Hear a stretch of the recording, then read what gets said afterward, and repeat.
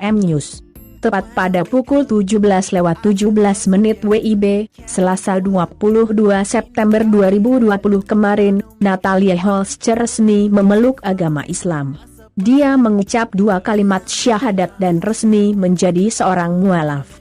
Demikian berita ini disampaikan Natalie melalui akun Instagram resminya @NatalieHolscher, Selasa kemarin.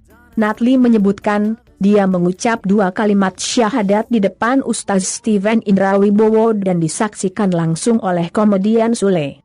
Di hari Selasa pukul 17:17 waktu Indonesia Barat, Allah Subhanahu wa Ta'ala melembutkan hati saya untuk memeluk agama Islam yang sebelumnya sudah saya inginkan untuk memeluk agama Islam. Terima kasih Mualaf Center Indonesia @Steven Indra Wibowo yang telah membimbing saya dalam proses syahadat secara syariat, dan terima kasih untuk Ferdinand Sule sudah menjadi saksi, tulis Natalie dalam Instagramnya.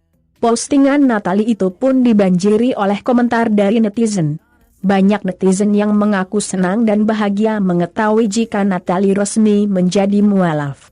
Selain itu, tak sedikit netizen yang mengait-ngaitkan hal ini jika Natalie dan Sule akan segera menikah. Cocok JG Nihama Kang Sule, JD Natalie Sule, sebut salah satu netizen dalam kolom komentar postingan Natalie.